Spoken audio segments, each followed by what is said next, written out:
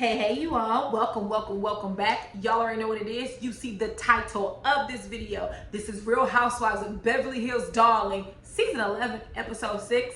Let's go ahead and get into it. So I know I did not record for episode 5, but it really wasn't much to talk about. And also in a few short weeks, we will have Love and Marriage Huntsville and Potomac.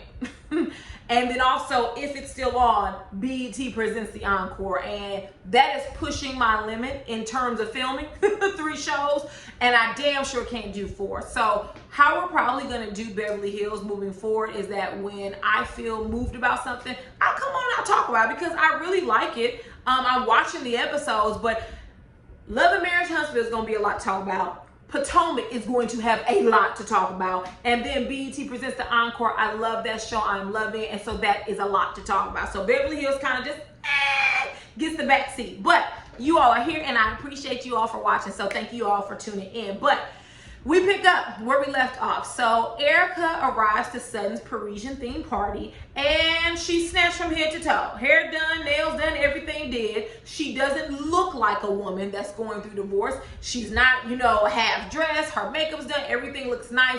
It's just awkward because she comes in, and even when she sees Sutton, she says, oh, I would have brought a gift, but it's been a challenging week. So throughout the episode, and I may not go in order, and I probably won't talk about everything, you will see Erika alluding to certain things, but she never gives detail. And I'm going to be honest with you all right now. I'm not buying what she's selling. I'm not picking up what she's putting down.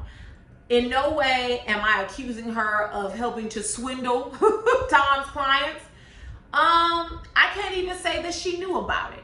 But there's a lot of pieces to this puzzle, and none of it is making sense. And so for me, my spidey senses go off when it comes to Miss Erika, and usually my spidey senses are right. So they get into the dining room, and they're going to have their Parisian themed dinner. And while at the table, Erika mentions something about buying a Range Rover, a new Range Rover. And everyone just kind of looks because it's awkward. Like, you're bragging about buying this new car, but yet you're going through a divorce. Okay, everyone is it's still awkward for them. And so Erika says, listen, let's just go ahead and address the elephant in the room, which is my divorce, which that's the best way she could have handled it. To pretend that it doesn't exist, to pretend that you can't talk about it, that is your job. You are on a reality TV show. It's time to talk, as of course, as much as she can. So she basically tells them that Tom has been emotionally unavailable in their relationship for quite some time. She says that she hasn't had a real conversation in a while,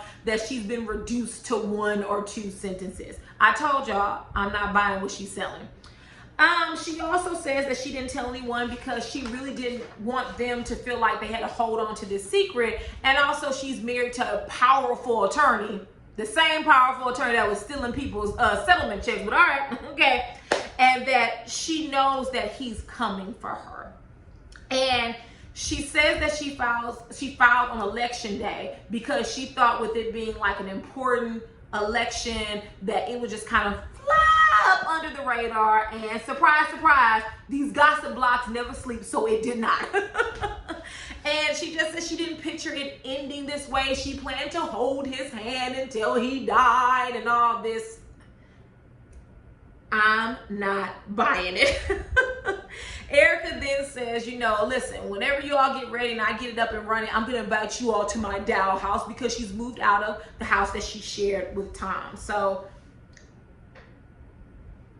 we'll talk about it as we go along. I'm just not feeling it. So they go outside for dessert, and Kyle and Dorit decide to talk. Earlier when they were at dinner, Garcelle was telling you guys need to talk and work it out, but keep it on a time limit because apparently Dorit is long-winded. Who knew? I mean, I didn't know. I don't remember that from last season or this season, but she's long-winded. And honey, with long-winded people, you got to pull them back. They don't know that they're long-winded. They don't know how to end a conversation. Oh my God. It drives me crazy because I'm such a direct person that I say what I have to say and I move on. I do not want to talk for 2 hours. I don't want to keep talking about the same thing over and over. When I hit you with the first, wow, that's crazy, it's time to cut off the conversation. But anyways, Kyle and Dorit end up apologizing to each other. Kyle says she cuts Dorit off because, as Garcelle said, you long with it. You talk too damn much. And I think Dorit said that she would try to do a better job at recognizing that, which, good luck, Kyle, because people who talk too much and they're long-winded, they don't know how to keep it short. But they began to talk about Sutton and Crystal and their relationship. And Jordan reveals, Jordan, who the hell is Jordan? Dorit. Dorit reveals to Kyle that Crystal came to her and told her about the incident with Sutton at the lake house and how she felt, you know, violated. And Kyle is a bit blown back because she's like, girl, violated. Now, that's not the story she told me. She said something happened, but then she said it was no big deal. So how does it go from being no big deal to her being violated? And, I mean, I can see why Crystal felt violated. I know later on in the episode, they showed Sutton knocking on the door. However, to my knowledge, and I didn't hear Crystal acknowledge her and give her permission to come in. So whether Sutton knocked or not, unless someone tells you to come in, you don't knock and open. And to say that Sutton is this Southern belle, you would think that she would know that. It is not proper etiquette for you to knock and open. You knock and wait for someone to say, come in.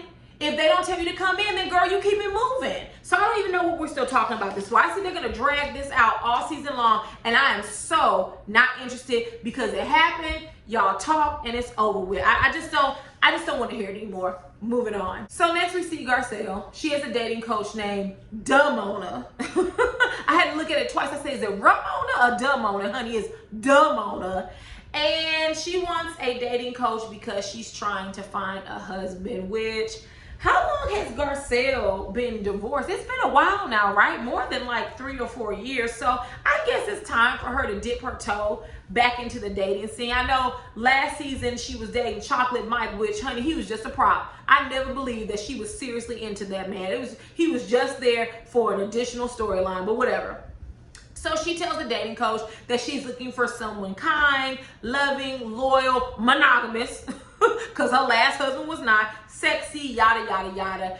And she just kind of explains how she leads with her career, and the men that she dates, they kind of want her to take a step back, and it seems like they want her to be more needy, which a lot of men are like that, unfortunately. They come from the Kevin Samuels school of ignorance, and they want you to stroke their ego. They want you to tell them how great they are. They want you to be needy. But as soon as they ready to get rid of you, your ass gonna be out on the corner with your suitcase if they give you that. So, I mean, I got what Garcelle was saying. Like, I came to this country, I came to America, no pun intended, and it's a privilege for me to have a career. You know, my mom sent me here, and I came to basically do my best so that I can provide for myself and for my family, and I'm not gonna let that go. And she also has a hard time of allowing like her walls to come down and allowing like a man to come in and, you know, help her with things. And Damona says that eventually she basically has to get there, which I just feel when you meet the one, or the one, whatever that may look like for you, you'll know, and those walls will slowly come down. But that doesn't mean that she can't have her career,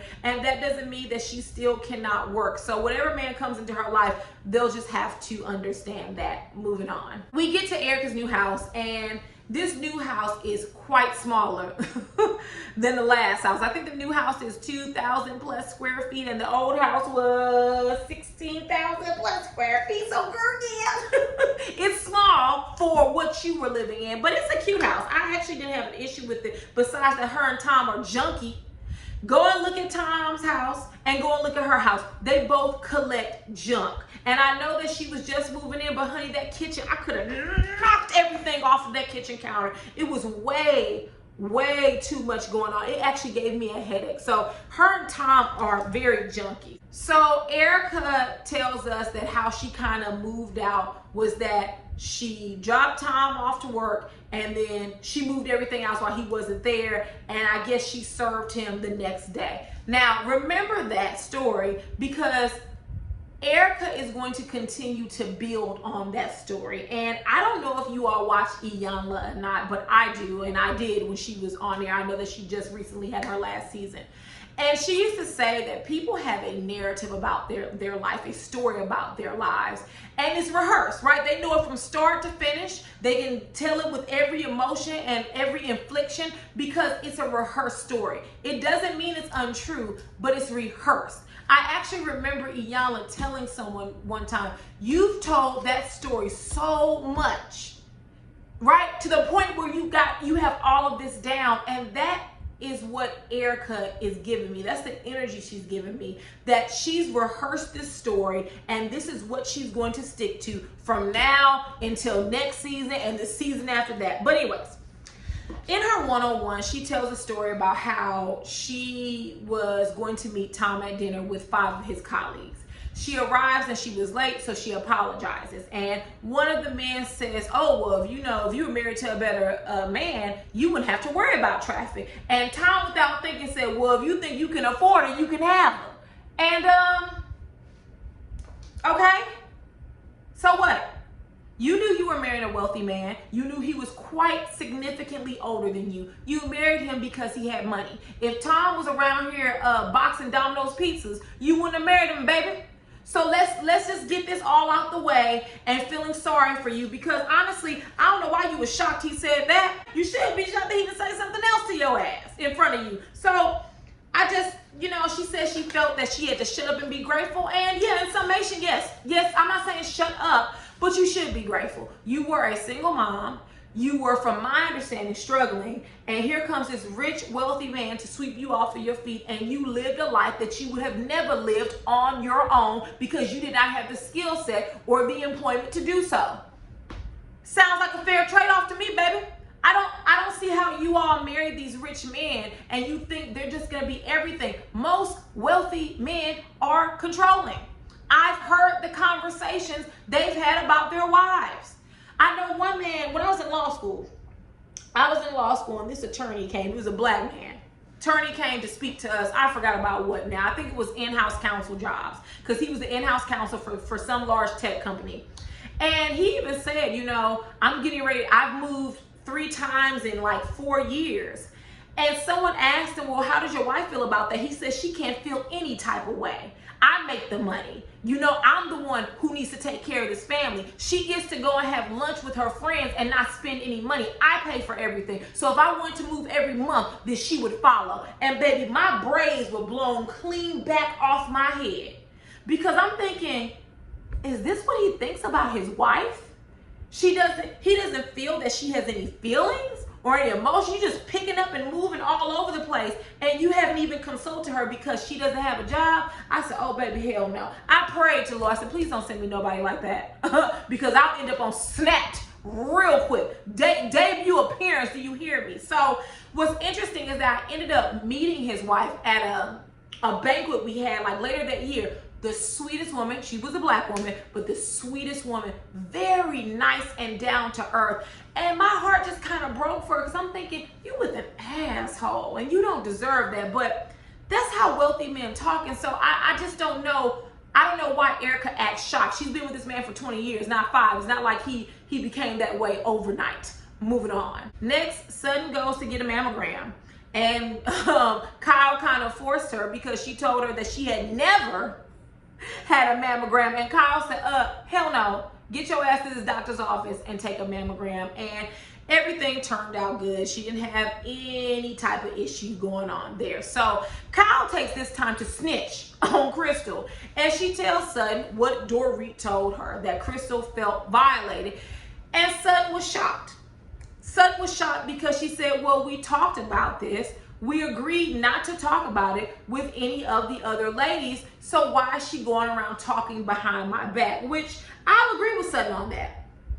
Crystal, you wrong as hell. First of all, I wouldn't agree to no type of shit like that. But second of all, why would you agree not to tell other people and then you tell other people? That defeats the that defeats the purpose of you saying you weren't gonna say anything. That's crazy as hell. But Sutton kind of was very dismissive about the violation part, which Kyle was too, because they feel like violate is a heavy word, which it is. And one can be violated and one can also feel violated. There's a such thing as a violation of privacy. Now I'm gonna keep it 100 with y'all, not because I like Crystal, because y'all know I'm fair, I'm an ecumenical abuser. If I'm in my bedroom and you knock and open the door and I didn't give you permission and I'm standing there buck ass booty hole naked, yeah, I'm going to feel a bit violated. Where Crystal, I think, went wrong at is saying it was over, but it wasn't over. And Crystal, I'm not here for the excuse that people kept asking you, because you can do like Erika and lie, okay? You don't have to answer them. You could just even say, we've chosen not to discuss that, and keep it moving. Like, don't keep the shit going if you said you weren't gonna keep the shit going. Moving on. Next, we see Erika and Lisa Rinna. They meet up for dinner, and once again, here we are with this rehearsed ass story. She tells Lisa Rinna that she's never been more vulnerable in her life, and they begin to show flashbacks, because Lisa Rinna was like, you know, Tom was definitely the one who was running that relationship. And they showed this scene, and I've never seen it before because I wasn't watching Beverly Hills for a specific amount of time, a period of time. And the other Lisa, Vanderpump, darling, she's talking and Tom cuts her off and says, no, don't interrupt me. Let me finish. And I was surprised because then in the flashback, they pan to her husband and he's sitting there. And I was like, I wish another man would speak to me like that. One, I'm gonna get them together. But two, David's also going to get his ass together. You don't talk to me like that at all. Just the disrespect. And in the same scene, I think Erika said something. He said, Erika, let me finish. If you don't get your old ass out of here and go lay down and have some warm tea and put on your house coat and slippers and shut the hell up, who you think you talking to like that with all them gray spots on your face? No, God. Oh no. But listen, once again, this is what Erika signed up for. But let me say this. Just because you marry a rich man does not mean you deserve to be abused. It doesn't mean you deserve to be denigrated or mistreated. I'm not saying that. But Erika has been in this relationship for 20 years. It's not like she just married him 3 years ago and maybe she's seeing some changes she doesn't like. But you stuck with it this long, but now you don't need Tom. Let's just keep it real. You don't need Tom. You have the Real Housewives of Beverly Hills. You have other endeavors, so you're doing good. You don't need him. I'm not buying it. I'm just not buying it. But then she retells this story that she dropped Tom off at work, and now we find out a different detail. She dropped him off at work, and she said goodbye and said, I love you. And he said, thanks, hun, and hopped on out the car and went into his firm. So what? So what?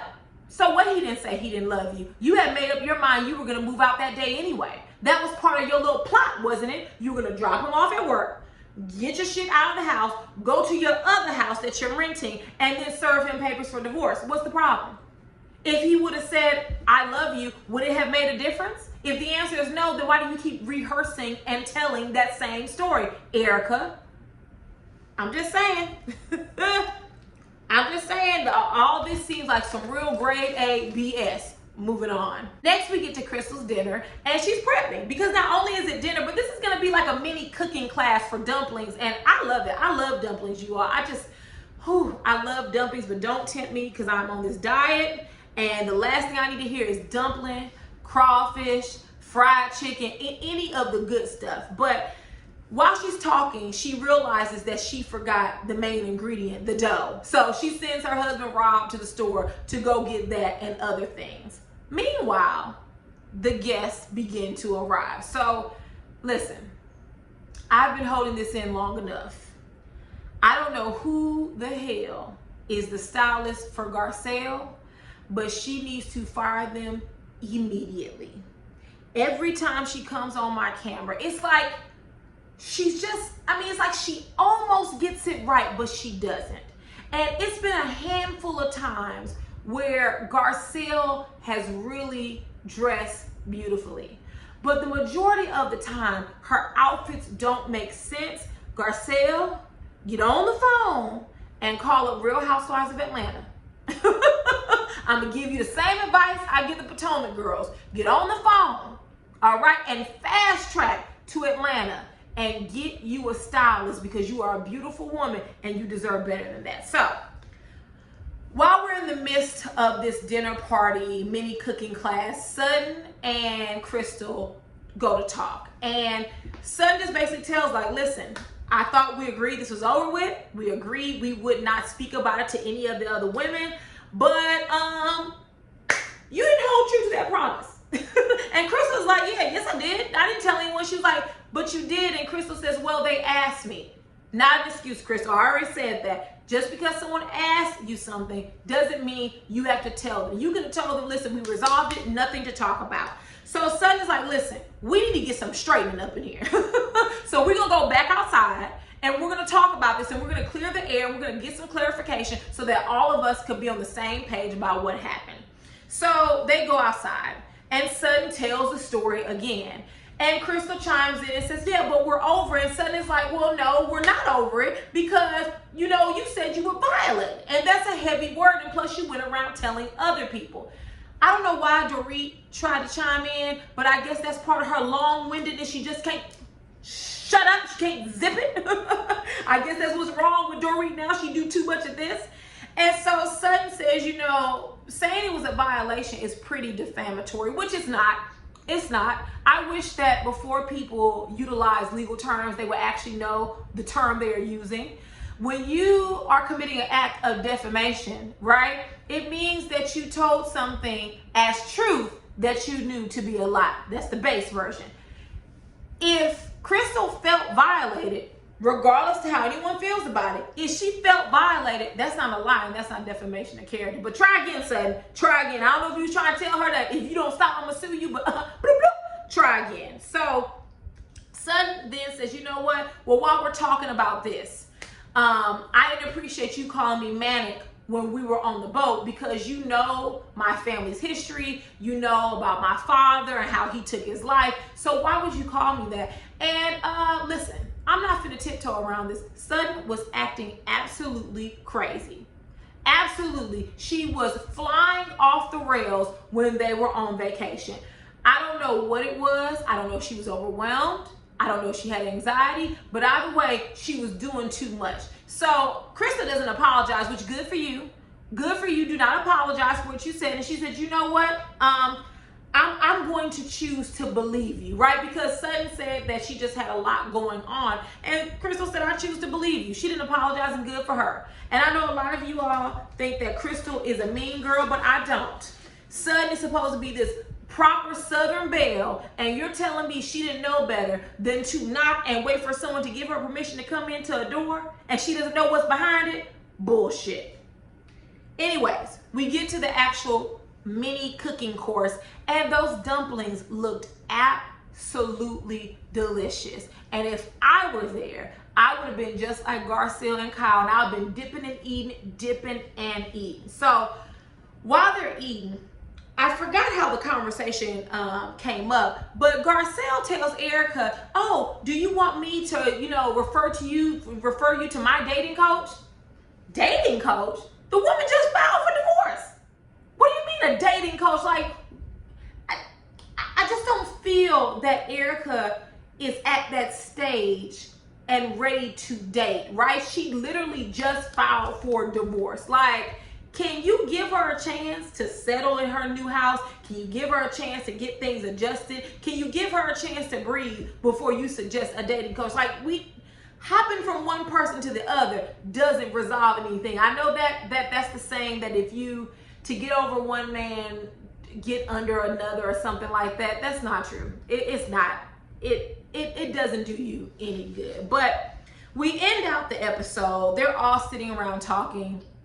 And Kyle turns to Erika and she says, you just look and you just look and you just feel lighter.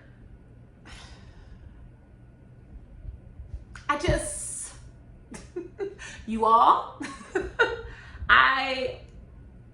she just looks and feels lighter, I guess. I mean, she appears to be the same ice queen that we all know. I don't see any difference.